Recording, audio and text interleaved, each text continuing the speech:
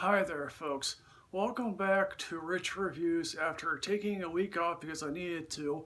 I am back with a new film. This is The Batman The Long Halloween Part 1. Part 2 we released in late July. This is written by Tim Sheridan, directed by Chris Murphy. This is based on the Jeff Loeb 14 parts comic of the same name. And this is part of a long line of DC animated films, and I know to myself that DC animated films have never done well on my channel, but I decided, alas, to do one anyway, and let me personally confess that I found this one to be one of the more enjoyable DC animated films I have watched, even though you're only getting half the story. This film has been streamlined from that 14-part comic. That is something that is easily digestible, and something that you can really find yourself enjoying at times. Now, granted, DC animated films are not Pixar. They never will be. Now, if they wanted to, would they spend the money to make great animation? Probably, but of course, alas, you're not going to. But this thing right here sort of invokes those early seasons of that Batman animated series back in the early 90s. Of course, as we know, this is part 1 of The Long Halloween, and obviously The Dark Knight took inspiration from that. Now here, obviously, Halloween, Thanksgiving, Christmas, and New Year's all take place in this one particular film. Obviously, next time around, we're getting a good chunk of the rest of the story. If you're familiar with the comic, you're thinking to yourself, why should I watch something that I already know the outcome to?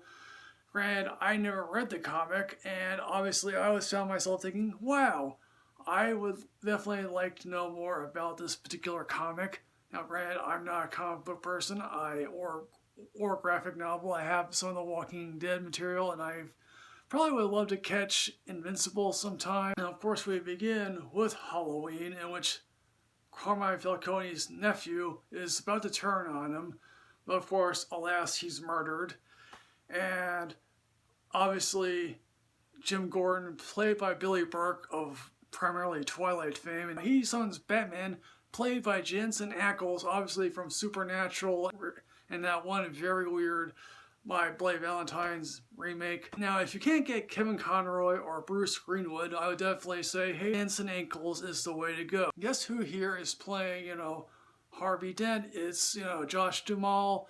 And granted, I never can say I'm criticizing Josh Duhamel considering he married to Fergie. I don't blame the Transformer films on him because he's just a part of ensemble here, and his voice for Harvey Dent is fine. I'm not going to criticize him. I do happen to meet the wives of Jim Gordon and Harvey Dent, considerate of her husband's aspiration. The other is just sort of more or less depressed. And how each character goes forward in the series is left to the viewer. We do also see in this film the mental progression that Harvey Dent would take to become Two-Face, particularly when his house is blown up. He was targeting the Falcones, and obviously there is a couple of moments with Sal Maroni. He really isn't had anything much to do in this thing. And, we also have a warehouse scene in which they decide, oh yeah, do we really want to blow up the money? Which, again, if you had all this money, you probably would want to burn it all. The one coup I can say in getting an animated voice for Mobster and Carmine Falcone, you got Titus Welliver, because Titus Welliver's voice has presence, and he's ragging on his nephew Alberto Falcone for not being a weakling, more or less.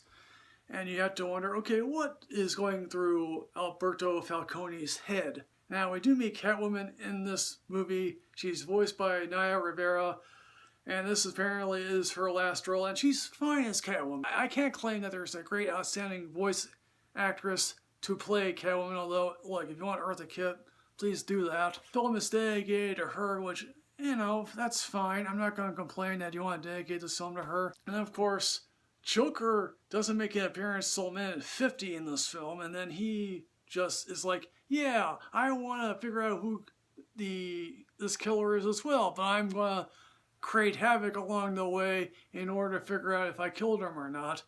We also are introduced to Calendar Man, voiced by someone who is just random, and if you care to know who the Joker is voiced by, well, he's voiced by a guy who did BioShock and The Last of Us. Hopefully one of these days, Last of Us is going to be made into a film, and we can all enjoy that spectacular glory. And I'll be honest, I would like to see where part 2 leads. I think apparently there's a post-credit sequence that I was not aware of, and I probably would go back and actually watch this post-credit scene for this one particular person who makes an appearance. In part 2, we do get Mad Hatter, which, again, let me confess, Mad Hatter has always been a second-rate villain. The Riddler, which also is a second-rate villain. Now, obviously, this film tries to employ that, yes, maybe it's the Maroni gang, and it's employing someone to be the Holiday Killer. Of course, if people have read the comics, they may be surprised to figure out who the Holiday Killer is.